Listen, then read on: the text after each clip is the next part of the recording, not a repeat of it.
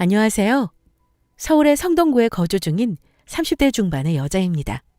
요즘 TV 프로그램에 참 다양한 소재를 다룬 내용이 많더라고요. 소개팅 프로, 이혼한 남녀들만 모아서 소개팅을 시켜주는 프로 등등. 획기적인 소재의 프로그램을 볼 때면 세상이 참 빠르게 변하고 있구나 하는 생각이 듭니다. 예전에 사랑과 전쟁이라는 프로그램을 보면서도 세상에 저런 내용이 TV에 나온다고 하며 놀란 눈으로 TV를 보았는데 말이에요. 야, 너도 한번 나가봐. 네 이혼 얘기 들려주면 바로 실시간 검색 1위 할걸? 됐어. 이상한 소리 하지 마. 아, 왜? 네가 뭐 애가 있는 것도 아니고 30대면 아직 한창이구만. 됐네요. 나는 그 인간들 생각도 하기 싫다. 저런 프로그램들이 속속들이 등장하면서 피곤해진 건 바로 저입니다. 제 친구들이 너도 한번 저런 데 신청해봐라. 혹시 아냐라는 말을 하며 제게 잔소리해야 되기 때문이죠. 이왕에 나가게 되면 네 전남편이랑 시댁 사람들이 얼마나 별로였는지 한번 얘기해보라면서 말입니다. 그렇죠. 저도 제 나이가 아직 한창 젊고 좋은 나이라는 것 너무 잘 알죠. 그런데 작년에 이혼하면서 제가 남자에 질려버리고 말았기 때문이에요.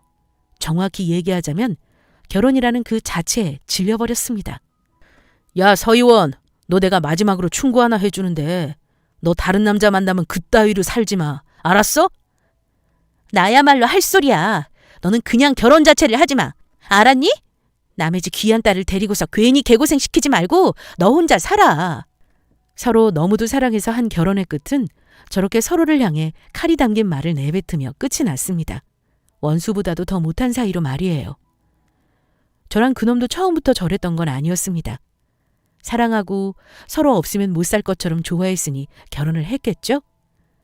그놈과의 첫 만남은 드라마에나 나올 법한 만남이었어요. 시온이 안녕하세요. 선생님 안녕하세요. 저는 어린이집 교사로 일을 해왔습니다.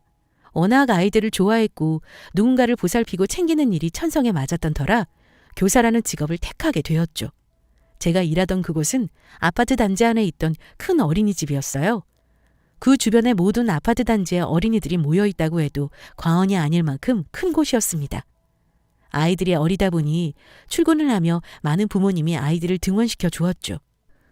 선생님, 시온이 오늘도 삼촌이랑 왔어요.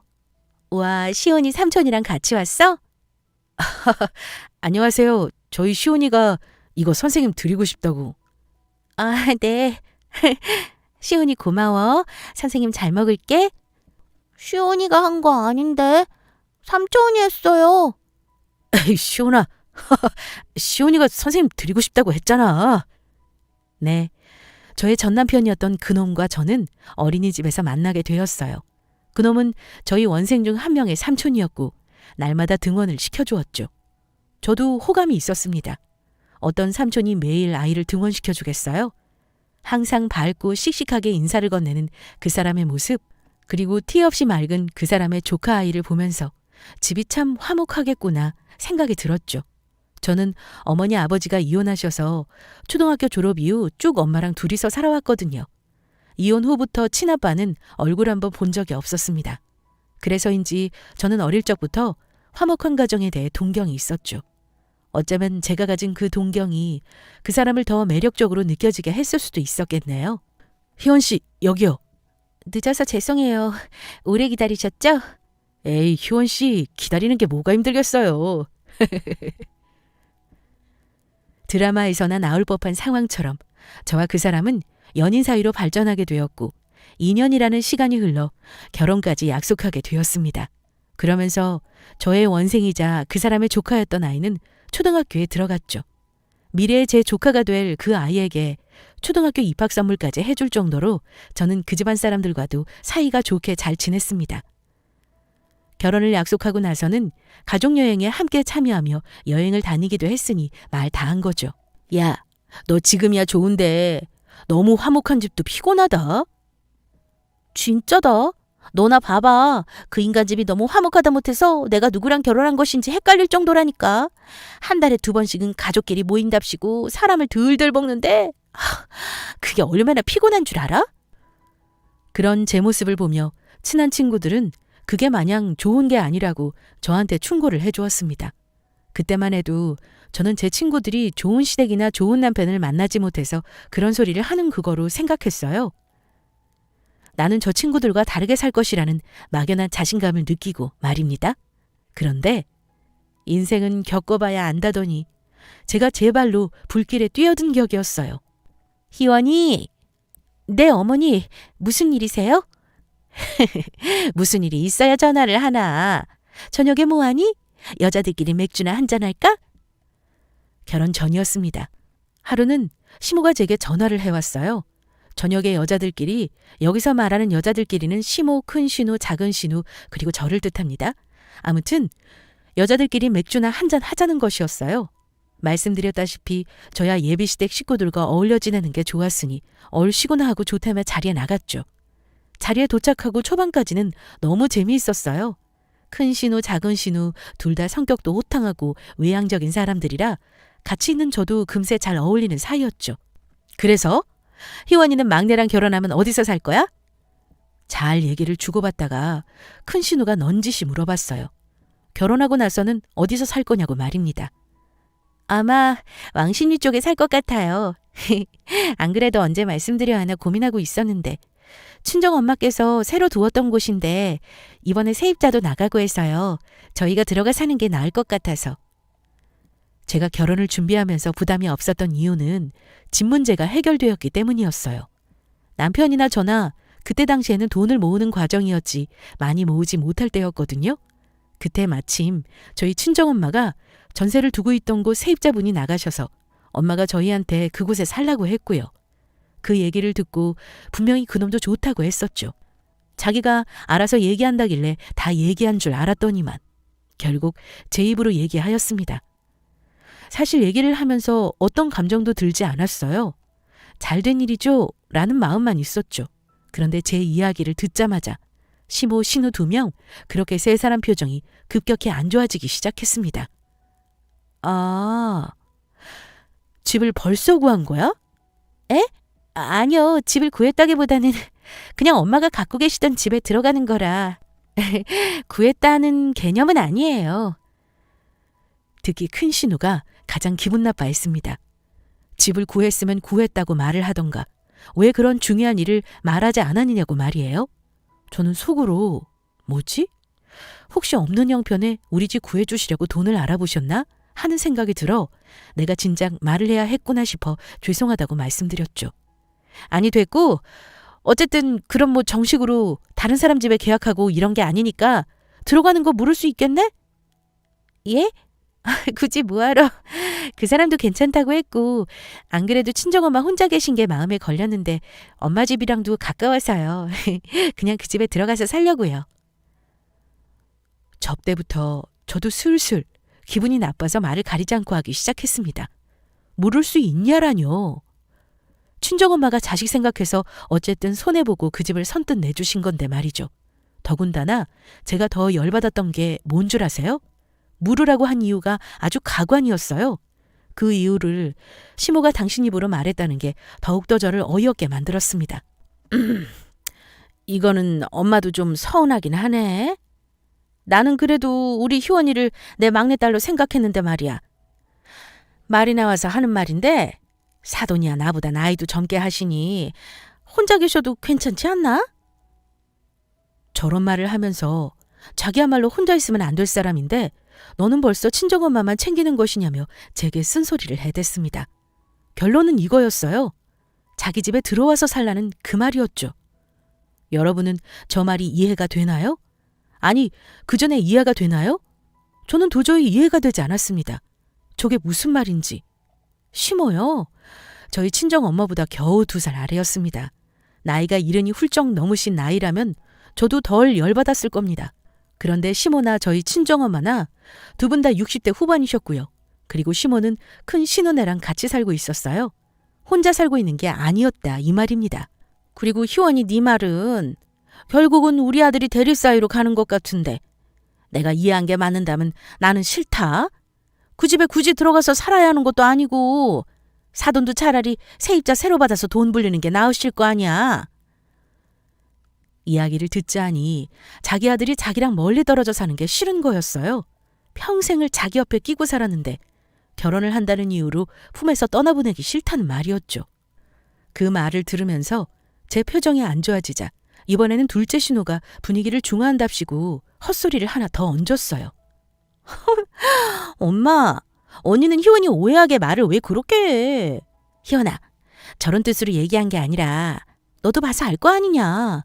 시온이 클 때도 그렇고 엄마랑 같이 살면 너희 부부 나가서 일할 때 엄마가 애들도 봐주시고 엄마도 그걸로 너희한테 용돈도 좀 받고 하면 서로 좋으니까. 언니 말 무슨 뜻인 줄 알지?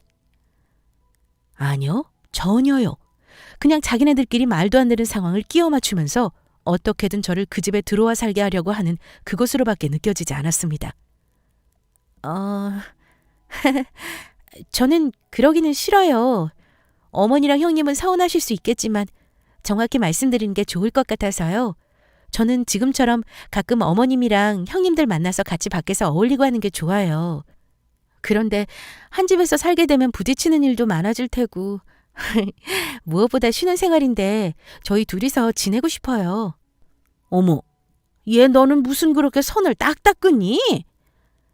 선을 긋는 게 아니라요, 어머니.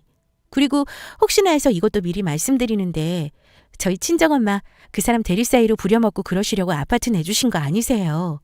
어머니 말씀처럼 그 집에 세입자 받는 게 낫죠. 그런데 그 사람이 집을 해올 형편 안 되는 거 뻔히 아니까 배려해 주신 거예요. 네, 누구네 집이 돈이 얼마나 있다 뭐 이런 거 저는 상관없습니다. 그런데 시댁은 경제적으로 여유가 좋진 않았어요. 반면에 저희 친정은 엄마가 워낙 열심히 하신 탓에 경제적 여유가 있었죠. 그래서 집도 저희 엄마가 먼저 얘기하신 거였습니다. 결혼하면서 돈 갖고 부딪히지 말라고 말이에요. 그런 생각은 아예 못하는 시댁 식구들의 모습을 보며 저는 결혼을 다시 한번 생각하게 되었죠. 아차, 거기에 가장 큰 불을 지핀 건 그놈이었습니다. 뭘 그런 걸 가지고 그렇게 싸웠어. 그냥 말로만 알았다고 하고 무시하면 될걸. 그리고 솔직히 엄마 말이 틀린 거는 아니지. 어차피 결혼하면 다 가족인데. 먼저 살아본다 생각하고 한 몇 년 들어가 살면 되는 거 아닌가? 이건 나도 자기한테 좀 서운하다. 시댁 식구들과 기분 나쁜 술자리 후 남편한테 전화를 걸어 상황을 얘기했을 때 그놈은 저에게 저딴 식으로 얘기를 했어요. 좋은 게 좋은 거 아니냐. 우리 누나들이랑 엄마 괜찮은 사람들이라고 하면서 말입니다. 그 말을 듣는데 소름이 쫙 끼치더라고요. 저는 질색을 하면서 결혼을 하지 않겠다고 했어요. 네가 아무리 좋아도 너 벌써 이러는 거면 나는 싫어. 우리 다시 생각해보자. 말이 다시 생각해보자였지 헤어진 거나 다름없었습니다. 그런데 그놈은 포기할 줄 모르고 한 달이 넘게 3개월이 다 되도록 제게 빌고 또 빌었어요. 당시에도 제가 미쳤던 것 같습니다. 타임머신이 있다면 그때로 돌아가서 저를 뜯어말리고 싶어요. 저는 그놈의 끈질긴 매달림에 결국 결혼을 하였습니다. 그나마 다행인 건 결혼 전 제가 정해놓은 약속 덕에 시댁 식구들과 볼 일은 적었었죠. 명절에 그리고 시모 생일 정도에만 저는 찾아뵙는 거로 했어요. 신혼생활도 저희 친정엄마가 마련해 주신 집에서 했죠. 그러던 중 그놈 직장이 부산 쪽으로 발령이 나서 시댁 그리고 친정에서 한참은 떨어진 양산으로 저희 부부는 이사하게 되었습니다. 그놈이 자동차 기술 쪽으로 나름 큰 회사에 일을 하고 있었거든요. 친정엄마야 일이 그러니 어쩌겠냐고 하시며 저희의 이사를 지지해 주었지만 그때도 시댁 식구들은 우리 아들, 우리 막내 지방 가서 고생하면 어쩌냐. 아주 새 여자가 울고불고 난리였습니다. 누가 보면 전쟁터라도 내보내는 줄 알았을 거예요. 내가 다녀올게. 다녀와. 하지만 부산에서 새로운 직장 생활을 시작한 그놈과 달리 저는 일자리를 구하지 못한 상황이었어요. 코로나 때문에 어린이집이며 공교육 기관도 인원 채용이 많이 닫힌 상태였죠. 그나마 다행히 돌봄 교실 같은 것이 있어서 조금이라도 나가서 일은 할 수 있었습니다. 하지만 아르바이트 정도이다 보니 제가 벌어서 쓰던 돈과는 확연히 차이가 났어요. 생활의 80% 이상을 그놈이 벌어오는 돈으로 하게 되었죠. 그때부터 시작되었습니다. 그놈의 차별과 건방짐, 그리고 시댁 식구들의 행패가 말입니다. 올케 집에 있지? 우리 3시쯤 도착하니까 밥 좀 먹을 수 있게 해줘. 아니, 서울 근처에 바다가 없는 것도 아니고 인천에 가도 바다가 있고 강원도에 가도 있는 그 바다를 굳이 부산까지 와야 하는 이유가 뭘까요? 시댁 식구들은 힘들지도 않은지 2주에 한 번씩은 우리 집을 찾아왔습니다. 거기다가 제가 일정한 직업이 없다는 이유로 늘 제게 밥을 차려달라, 운전해서 어디를 구경시켜달라, 아주 사람을 들들 볶았어요. 나 이번 주엔 바빠. 그리고 그만 좀 오시라고 하면 안 돼? 아니면 당신 있을 때 오시라고 해. 아, 또 왜 그래? 다 희원이 너 가족이라고 좋다고 오는 건데. 나 바쁜 거 알잖아. 그리고 당신 돌봄 그거 하루에 고작 몇 시간 하는 건데 왜 그렇게 유난이야? 남편, 그놈도 제 편이 아니었습니다. 다 너를 가족으로 생각해서 가족으로 받아들여서 좋아서 그러는 건데 왜 너는 그렇게 싫은 티를 내냐며 되려 제게 뭐라 했죠. 네가 그렇게 나온다면 나도 내 마음대로 하련다라는 생각으로 그날 바로 현관 비밀번호를 바꿔버렸습니다. 그놈이 알려준 것인지 시댁 식구들이 불쑥 나타나 문을 열고 들어와서 제가 놀란 적이 한두 번이 아니었거든요. 시댁 식구들이 오기로 한 그날 제게 전화가 오는 시댁 식구들 전화를 일절 받지 않았습니다. 남편 전화도 받지 않았어요. 그랬더니 카톡을 남기더라고요. 왜 전화를 안 받냐? 몇 시에 도착하니 밥 좀 해놔라 라면서 말입니다. 제가 미쳤나요? 문자며 전화며 다 무시하고 혼자서 해운대에 사는 친구 집에 놀러 갔어요. 얼마 지났을 쯤 남편님의 시댁 식구들한테 오는 전화와 연락으로 제 핸드폰은 불이 날 것 같았죠. 야, 서희원! 너 왜 이렇게 전화를 안 받아? 대체 어디야? 엄마랑 누나들 계속 밖에서 기다린대. 너희 가족이면 네가 가서 챙겨. 나는 아직 불편해서 같이 못 있겠어. 제 말에 그놈은 어이가 없다는 듯 화를 냈어요. 제정신인 거니 시댁 식구들한테 왜 그렇게 버릇없이 대하냐면서 말입니다. 너 말 진짜 웃기게 한다? 버릇? 너 지금 버릇이라고 했어? 네가 지난달에 우리 엄마한테 한 행동 생각해봐. 네가 나한테 지금 버릇 운운할 상황이야? 제가 왜 저렇게까지 했느냐고요? 시댁 식구들이 오기 몇 주 전 저희 친정엄마와 이모가 오셨어요. 오랜만에 바다 구경도 하고 싶으시다면서 친정엄마가 이모와 함께 우리 집에 놀러 오셨죠. 그놈한테도 한 주 전부터 미리 말을 해둔 상태였습니다. 엄마와 이모가 오시니 그 주 주말에는 시간을 좀 비우라고 말이에요. 아유, 손서방이 많이 피곤했나 보네. 괜찮으니까 우리끼리 나가자. 그 인간 그 전날 새벽까지 술 퍼먹고 들어와서 저희 엄마와 이모가 지내시는 주말 내내 방에 틀어박혀 나올 생각을 안 했습니다. 적당히 써. 다음 달에 엄마 생신이니까 올 때 국밥도 좀 포장해와 주라. 그 미친 자식이 엄마와 이모를 모시고 나가는 저한테 전화를 걸어 말한다는 게 저딴 소리였습니다. 카드 적당히 쓰라고 말이에요. 왜냐고요? 그 다음 주가 자기네 엄마 생일이었거든요. 거기다 써야 하니 적당히 쓰라고 하는 거였죠. 열 받죠. 당연히 흥분하지 않겠습니까? 그날 저 소리 듣고 카드로 엄마랑 이모 옷 한 벌씩 사드렸어요. 물론 그날 저녁 엄마와 이모를 배웅하고 나서 들어간 집에선 그놈이 황소처럼 씩씩거리고 있었죠. 야, 너 제정신이야? 80만 원? 80만 원을 썼어? 아니, 제정신이겠냐? 80만 원 보니까 정신이 번쩍 들어? 진작에 돈이나 쓸 걸 그랬다. 너 정신 좀 차리게. 친정엄마와 이모가 계시던 1박 2일 내내 산송장처럼 퍼질러 있던 게 80만 원 쓴 카드 문자를 보고는 눈이 번뜩이며 있더라고요. 저는 마구 따져댔습니다. 그깟 80만 원 내가 당장 줄 수도 있다면서 말이죠. 네 식구 2주에 한 번꼴로 와도 나는 그때마다 반겼고 밥까지 갖다 바쳤고 네 조카며 누나들한테도 이것저것 구경시켜줬다. 그런데 너는 겨우 1박 2일 있다가 가는 우리 친정엄마랑 이모한테 뭐 한 거냐며 소리를 질렀습니다. 나는 돈 버느라 밖에서 힘든 거고 막말로 너는 집에만 있는데 야, 그래 그거 돌봄. 그거 학교에 몇 시간 나가는 거? 그래 그거 힘들다고 치자. 그래도 나보다는 적게 일하잖아. 그거 체력 뒀다 뭐 할래? 시댁 식구가 남이야? 어? 그러는 너는? 네 말대로 우리 엄마랑 이모가 남이야? 진짜 웃기지도 않아. 우기려면 너부터 똑바로 하고 우겨.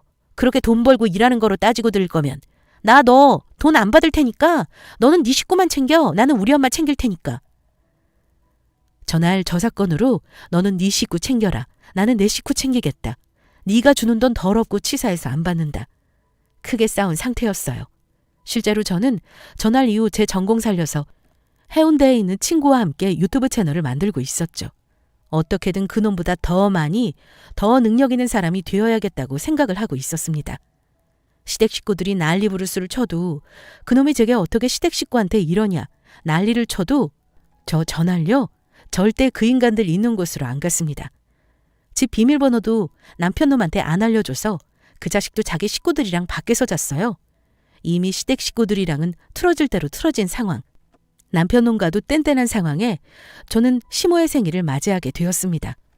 시모 생일 이틀 뒤가 마침 저희 친정엄마 생신이라 그놈과 저는 함께 서울로 올라갔죠. 자기야, 우리 그만 싸우자. 오늘 엄마 생신이고 모레면 장모님 생신까지 있는데 우리 좋게 하자. 웬일인지 그 자식은 제게 먼저 사과의 손길을 내밀었어요. 양가 어머님들 생신 때문에 온 건데 얼굴 찌푸리지 말고 좋게 있자고 말입니다. 그러면서 오늘 자기 엄마 생신자리 그리고 장모님 생신자리 식사 비용은 자기가 할 테니 그것까지는 뭐라고 하지 말라고 했죠. 자기가 보너스를 받은 게 있다면서 그걸로 다 하겠다고 말입니다. 당신 말대로 지난번에 내가 장모님이랑 이모님한테 너무 무례했던 것 같아. 나 오늘 이후로 진짜 잘할 테니까 인상 찌푸리지 말자. 그놈이 그렇게 먼저 손을 내밀고 사과까지 하는데 저도 가만히 뚱해 있을 순 없더라고요. 그래, 나한테 우리 엄마가 소중하듯 너한테도 너희 엄마가 소중했겠지. 둘 다 아직 맞춰가는 중이다 보니 이런 거로 부딪혔나 보다. 잘 맞춰가자며 저는 그놈이 내민 손을 잡았습니다. 시모랑 시누이들 선물까지 사서 그 자리에 갔어요. 여긴 왜 왔어? 안 올 줄 알았더니? 그러게 아예 우리랑 인연 끄는 거 아니었어 올케? 시모의 생일은 한정식 집에서 했어요. 고급스럽고 맛있는 음식이 있는 곳이었습니다. 그렇지만 그곳은 제게 가시밭길이나 다름없었죠. 2명의 시누이 그리고 시모가 저를 죽이려면 보듯 쳐다보고 죽일 듯이 말을 했거든요. 아이 그만둬래 진짜. 이거 오늘 나랑 이 사람이 사는 거니까 다들 마음 상한 거 있으면 풀고 오늘 엄마 생신인데 이런 날까지 서로 인상 찡그리지 말자. 죄송해요 어머니 형님.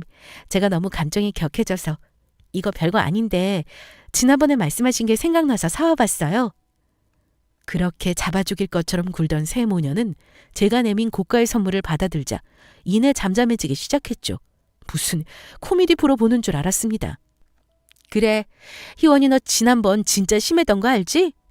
너 진짜 심했어. 나랑 언니가 너를 얼마나 이뻐하는데 말이야. 어?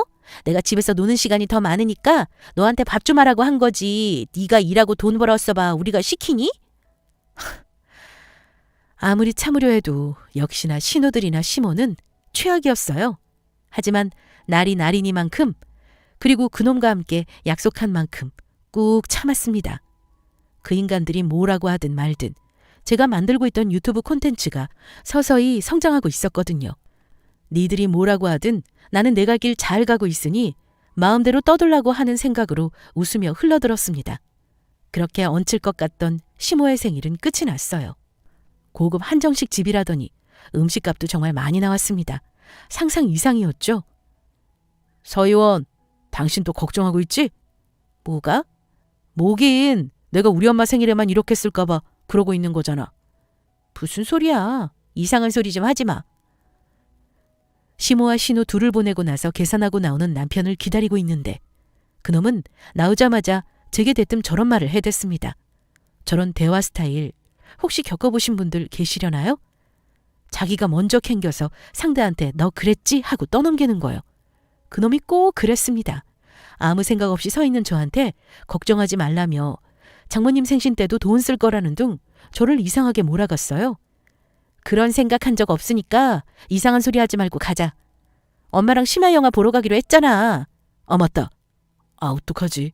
내가 깜빡하고 만종이랑 술 약속을 잡았네. 아...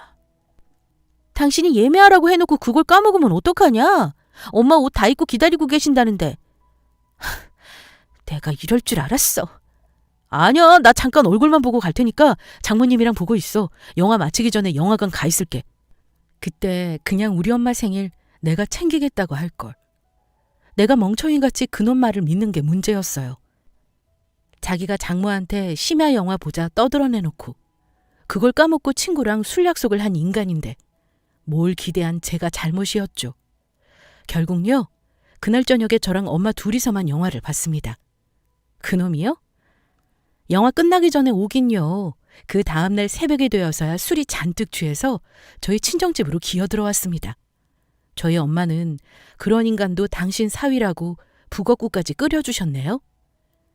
머리 끝까지 화가 차올랐지만 그래도 친정엄마 앞에서 사이 좋은 모습만 보이고 싶어 꾹 참았습니다.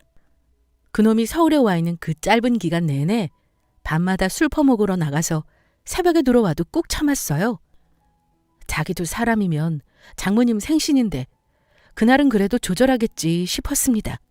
그런데 웬걸 그놈은 그냥 사람이 아니었어요. 손서방 아직 멀었다니? 아유, 이거 음식 다 나왔는데. 잠깐만 엄마, 나 전화 좀 할게. 친정엄마 생신 당일 시모가 예약했던 그 식당에서 저와 친정엄마 그리고 저희 이모 이렇게 세 사람은 남편 놈을 기다리고 있었습니다. 10분, 20분, 30분. 중간에 식당에서도 다음 예약 테이블 때문에 어쩔 수 없다며 음식을 밀어넣어서 테이블에 음식은 다 차려진 상태였어요. 엄마는 손서방이 무슨 일이 있나 보다라며 애써 웃음을 지으셨죠. 아니, 그놈의 자식은 뭐 하는 거야? 어? 엄마와 달리 할 말은 해야 직성이 풀리는 이모는 잔뜩 불편한 티를 내셨죠. 대체 제정신이 박힌 놈이면 장모 생신에 코빼기 하나 안 비추고 온다간다 연락이 없을 수 있냐고 말입니다. 저 역시 이모와 같은 생각이었어요. 솔직히 친정엄마도 같은 생각이셨겠죠. 아니, 아마 더 속상하고 화나셨을 겁니다. 아유, 남자는 바빠야 좋은 거야. 됐어. 일이 많은가 보다. 일 때문에 사람 만나는 걸 수도 있지 뭐. 아유, 좀 잘 돼서 서울로 오면 좋겠다. 엄마가 희원이 너 없으니까 너무 심심한 거 있지? 미안해, 엄마. 어머, 딸, 왜? 엄마는 너희 바쁜 게 훨씬 좋아. 안 그래, 언니? 아유, 그래. 그게 낫다 그래. 너는 참 속도 좋다. 얘네들 나이에 바빠야 좋은 거지. 딸, 이거 맛있다. 얼른 먹어. 이따가 포장해서 손사봉 오면 좀 챙겨주자. 괜찮다. 너희 나이에는 바쁜 게 좋은 거라며 너무 밝게 웃어주시는 친정엄마를 보는데 더 죄송스럽고 미안했습니다. 결국 그날 식사 자리가 끝날 때까지 남편이라는 인간은 나타나지 않았어요. 결혼 전에 엄마와 둘이서 보냈을 때는 단 한 번도 초라하거나 서글프다고 느껴지지 않았었는데 그날 엄마의 생신은 너무 초라하고 서럽게 느껴졌습니다. 물론 그 자리에 참석하지 않았던 그놈은 그런 재속도 모른 채 그날 새벽 술에 잔뜩 취해 나타났고 대화조차 되지 않아 그날은 아무 말도 하지 못하고 방에 던져두었습니다. 아, 속 쓰려, 희원아. 나 물 좀. 다음 날은 저희 부부가 다시 양산으로 내려가야 하는 날이었어요. 친정엄마는 이것저것 밑반찬을 챙겨주시겠다며 그날 새벽부터 정신이 없으셨죠. 저도 덩달아 바빴습니다. 그런데 그놈은 전날 마신 술 때문에 해가 중천에 뜨고 나서야 일어났죠. 부스스한 상태로 자기 살아야겠다고 물부터 차는 그놈 목소리를 듣는데 너무 열이 뻗쳤습니다. 아무 대답도 하지 않고 부엌으로 가서 냉수 한 사발을 퍼다가 그대로 그놈한테 끼얹어 버렸어요. 물에서 갓 잡아 올린 화로처럼 아주 펄떡펄떡 하더군요.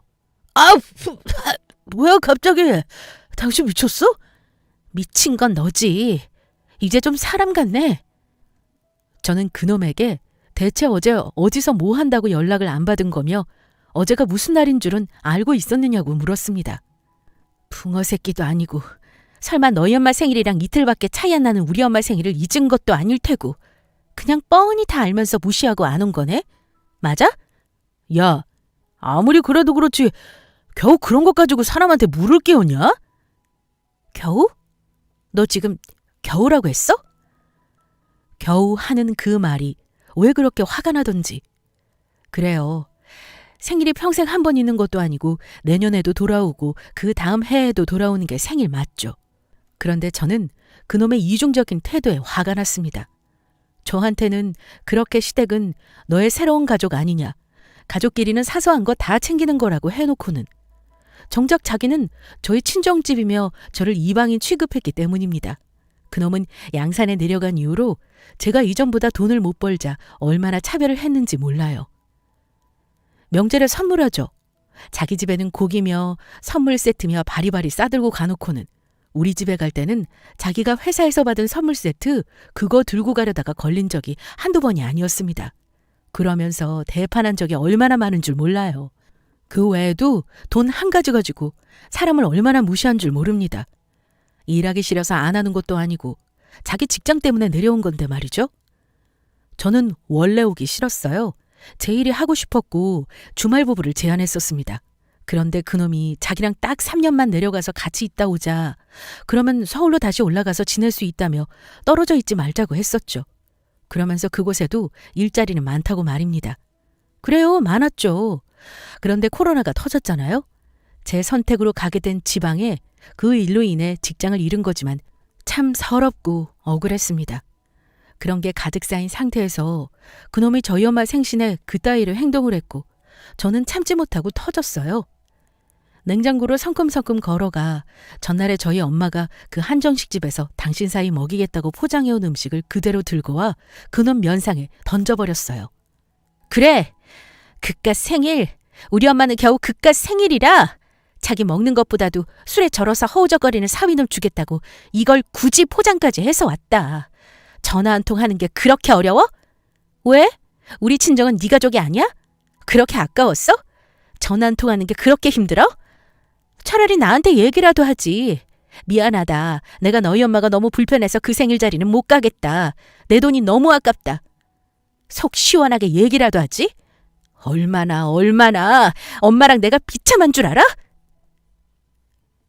엄마가 들을 수 있다는 거 망각한 채 미친 사람처럼 소리쳤어요. 그렇게 제가 미친 사람처럼 쏘아대면 적어도 그놈이 사과라도 할 줄 알았습니다. 저희 엄마한테 장모님 죄송하다고 한마디라도 할 줄 알았어요. 그런데 뭐라고 했던 줄 아세요? 그깟 생일이 뭐가 중요하다고 난리야? 아침부터 진짜. 야, 그래. 내가 장모님 생신 좀 깜빡했다. 그게 그렇게 죽을 죄냐? 어? 야, 너 돈으로 장모님 식사하신 거 돈 내서 그래? 우리 엄마는 내가 거하게 해드렸는데 너희 엄마 안 챙겨서? 참, 야, 막말로 내가 번 돈으로 우리 엄마 챙겨드리면 됐지. 저딴 소리를 해댔어요. 눈물도 안 났습니다. 그냥 오만 가지 정이 뚝 떨어져 버렸어요. 씩씩거리면서 저를 노려보는 그 자식을 바라보는데 내가 대체 왜 이 인간이랑 결혼한 건가? 내가 나한테 그리고 우리 엄마한테 무슨 짓을 한 건가 생각이 들었죠. 그래, 너희 엄마는 네가 챙기고 나는 내 엄마만 챙기면 되는 거지? 마음이 식으니 차가우리만큼 냉정해지더군요. 네 말이 무슨 뜻인지 충분히 알겠다고 했습니다. 묵묵히 짐을 쌌어요. 무슨 일이냐고 묻는 친정엄마께는 별일 아니니 걱정하지 마시라. 잘 도착해서 전화 드리겠다고 한 후 저는 그놈과 함께 다시 양산으로 내려왔습니다. 양산으로 내려온 후 한참을 생각했어요. 어떻게 저 자식한테 복수를 할 것인가 하고 말입니다. 간단하더라고요. 돈 갖고 유세 떠는 놈한텐 똑같이 돈으로 유세를 뿌려야죠. 그때부터 저는 온갖 유세와 차별을 두기 시작했어요. 제가 앞에서 말씀드렸죠? 친구와 함께하는 콘텐츠가 성장하고 있었다고요. 어마어마하지는 않아도 일반 직장인 월급보다는 많이 벌기 시작했어요. 너는 네 가족만 챙겨라. 나는 내 가족만 챙기겠다를 시작했죠. 그놈과는 정말 말 한마디 없이 지냈습니다. 한 집에 살 뿐 어떠한 교류도 없었죠. 그러던 중 그놈과 제가 이혼을 하게 되는 결정적인 사건이 터지게 됩니다. 희한하게 어느 주말 저희 친정엄마와 시댁 식구들이 한꺼번에 양산에 놀러 온 거예요. 양쪽 집안은 저희 부부의 사정을 몰랐기에 다 같이 식사를 하자며 식당을 예약했죠. 엄마, 이거. 어때? 아, 이거 이모 것도 있지? 저는 친정엄마와 이모를 위해 준비한 선물을 드렸어요. 시댁 식구들과 함께하는 식사 자리에서 말입니다. 어머, 사돈 뭐 받으셨어요? 우리 며느리가 요새 돈을 잘 버나 보네. 시모는 저런 말을 하면서 자기 것은 없냐는 식으로 제게 말을 던졌어요. 어떤 의미로 던진 말인지 알았지만 저는 모른 척 했습니다. 예, 좀 벌어요. 저리 대답만 하고 다시 식사를 이어서 했습니다. 시모나 신우들이나 남편도 당황한 듯 했어요. 엄마, 이모, 다 드셨어요? 우리 다 먹었지. 그럼 우리 일어나요. 내가 스파 예약해뒀어. 당황하든 말든 저는 태연하게 저희 친정엄마와 이모만 챙겼습니다. 그런데 시모와 2명의 신우는 제가 당연히 자기들 것도 예약한 줄 알았나 봐요. 허겁지겁 먹으며 자기들 거의 다 먹었으니 조금만 기다려달라고 했죠. 그 모습을 보는데 참 추하더군요. 그 옆에서 남편이라는 인간의 얼굴은 불그락 푸르락하며 잔뜩 오른 화를 참고 있는 게 눈에 보였죠. 어머 정말? 엄마 오늘 올케덕에 호강하겠네. 역시 우리 희원이 감각이 장난이 아니네. 네? 아니요. 저는 저희 엄마랑 이모랑 제 것만 예약했는데 형님이랑 어머님도 받으시게요? 그러시면 저 사람한테 얘기하시면 돼요. 저희가 자기 집은 각자 자기가 챙기기로 해서요. 저는 그쪽 집안 식구들에게 칼같이 선을 그었습니다. 스파를 받고 싶으면 당신네들 귀한 막내 아들한테 얘기하라고 말이에요. 그리고 간신히 화를 참고 참던 남편 놈은 터지고 말았죠. 야, 서희원! 그놈은 부들부들 떨리는 목소리로 제게 소리를 질렀습니다. 너 지금 제정신이냐면서 말이에요. 지금 어른들 모셔두고 대체 뭐하는 행동이냐며 제게 큰 소리를 쳐댔습니다. 뭐하는 짓이긴? 네가 얘기한 대로 하는 짓이지. 네가 생각한 게 이런 거 아니야? 네 말대로 자기가 번 돈 자기 가족한테만 쓰면 되는 거 아니냐? 왜? 열받아? 너는 우리 엄마 생신 가지고 겨우 그깟 생신인데 뭘 난리냐고 했던 거 기억 안 나? 너야말로 그깟 스파숍 하나 가지고 왜 난리야? 그때 제 얼굴에 시원한 게 끼얹어졌어요. 다름 아닌 시모가 제게 사이다를 끼얹은 것이었죠. 너 지금 이게 뭐하는 짓이야? 어디서 싹수 없게 말이야. 너 우리 아들이 너 하나 먹여 살리겠다고 양산까지 와서 개고생하는데 너 지금 뭐하는 짓이야? 시모가 제게 노발대발 소리를 지르자 저희 엄마와 이모 역시 난리가 났죠. 말씀드렸다시피 한성격하시는 저희 이모는 시모가 제게 했던 것과 똑같이 시모에게 물을 끼얹어 버렸어요. 남편과 신우들은 그 상황에 경악을 금치 못했죠. 어디서 지금 내 조카한테 큰 소리야, 큰 소리가. 뭐? 애를 먹여 살려? 말은 바로 해, 이 아줌마야. 서울에서 잘 살고 있는 애 고생 안 시키겠다고 자기 좋자고 끌고 내려온 게 누군데 지금? 그 다음은 뭐 말씀 안 드려도 상상이 가실 겁니다. 이미 저희가 있던 테이블은 음식이 나뒹굴고 난리가 났죠. 결국 경찰까지 출동했습니다. 그 다음이요? 그 다음은 변호사 사무실이었어요. 저는 그날 그 사건 이후로 그 자식과 이혼을 하게 되었죠. 정확히 얘기하면 제가 먼저 이혼을 하자고 했습니다. 이게 사람이 사는 게 아니더라고요. 한번 미워하기 시작하니 어떻게 하면 저 자식을 골탕 먹일까 생각을 하고 그 자식 역시 마찬가지였습니다. 서로 얼굴만 보면 으르렁거리고 누가 돈을 더 많이 버느니 어쩌니. 이건 부부가 아니었어요. 이혼을 조정하면서도 거의 누가 더 많은 위자료를 받아내는가가 중점이었습니다. 위자료요? 당연히 제가 더 많이 받았어요. 제가 정말 온갖 거를 다 끌어서 소송했거든요. 그 자식으로 인해 경력이 끊겼고 아는 사람이라고는 남편 하나뿐인 그곳에서 느꼈던 상실감까지 말입니다. 그렇게 치열한 소송 끝에 저는 작년에 이혼하였어요. 앞서 말씀드린 그 엄격한 말. 야 서희원! 너 내가 마지막으로 충고 하나 해주는데 너 다른 남자 만나면 그따위로 하지 마. 알았어? 나야말로 할 소리야. 너는 그냥 결혼 자체를 하지 마. 알았니? 남의 집 귀한 딸을 데리고서 괜히 개고생 시키지 말고 너 혼자 살아. 이런 말을 내뱉고 말입니다. 지금 그 인간이 그 집 식구들이 무엇을 하고 사는지는 전혀 몰라요. 관심도 없고요. 현재 저는 유튜브 채널을 운영하면서 왕성히 활발하게 활동하고 있습니다. 유아교육을 전공한 제 전공을 살려 활발하게 운영 중이죠. 그 사람 조카들도 볼 수 있는 콘텐츠라 그 집 식구들은 제 모습을 종종 보긴 하겠네요. 여기까지가 제가 오늘 적은 내용 전부였습니다. 제 결혼생활 이야기가 어떠셨나요? 참 치졸하고 쪼잔하고 유치하죠? 왜 그렇게까지 싸워야 했는지 가끔은 지난 시간에 제가 창피하기도 하지만 그 인간과 이혼한 건 하나도 후회되지 않습니다. 잘했다는 생각이 200% 들거든요. 저는 과거에 저처럼 돈 때문에 나의 경력 단절로 인해 작아져 있는 여성분들이 더는 안 나오길 바랍니다. 모두 힘내세요. 우리는 얼마든지 잘해낼 수 있습니다. 아자! 제 이야기를 끝까지 들어주셔서 감사해요. 우리 모두 정말 잘 해낼 수 있습니다. 다 같이 힘내요. 그럼 안녕!